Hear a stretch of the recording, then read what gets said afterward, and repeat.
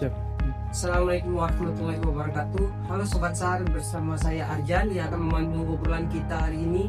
Kita tahu setiap operasi SAR waktu adalah nyawa, dan di balik kecepatan itu ada respon. Ada satu elemen krusial nih, yaitu komunikasi.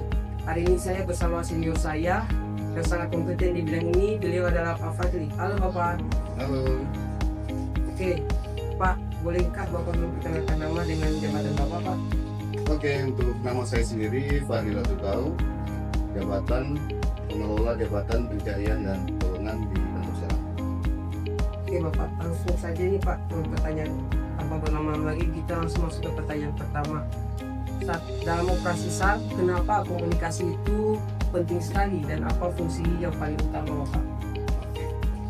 Komunikasi dalam operasi SAR itu sangat penting ya. Yang pertama itu untuk koordinasi, keselamatan tim di lapangan, serta respon cepat. Secara keseluruhan, keberhasilan suatu operasi SAR itu bergantung pada kualitas dan keandalan sistem komunikasi yang digunakan. Untuk fungsinya sendiri, kita perlu tahu untuk fungsi komunikasi itu dalam operasi SAR terbagi menjadi 4, di mana komando dan pengendalian, koordinasi, penginderaan dini, administrasi, dan logistik.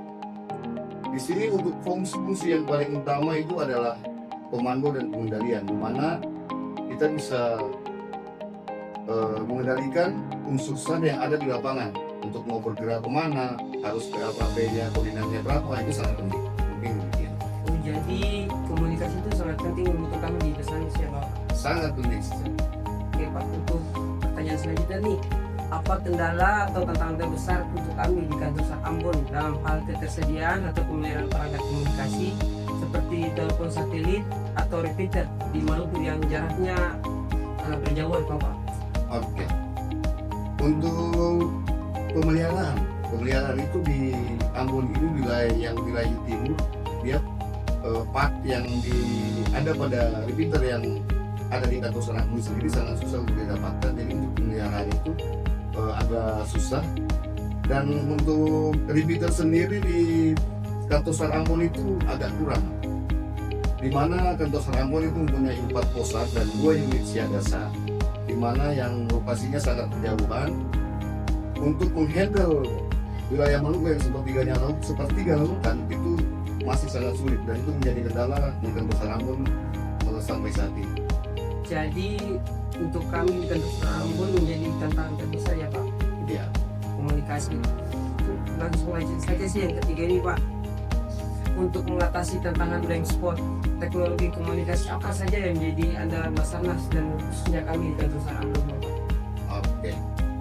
Untuk mengatasi blank spot sendiri, kantor SAR Ambon mempunyai alat komunikasi yang namanya telepon satelit, di mana telepon satelit itu akan kami gunakan pada daerah-daerah yang mempunyai area blank spot, di mana area itu adalah area yang terhalang oleh gunung yang tidak dapat terjangkau oleh repeater. Maka di situ kita menggunakan telepon satelit untuk melakukan koordinasi atau komunikasi dengan tim yang ada di lapangan. Oh, jadi luar biasa sekali Pak ya, komunikasi kami, alat-alat kami di kantor SAR Ambon. Untuk kesimpulannya, ada kesimpulan dari Bapak untuk 3 pertanyaan hari ini?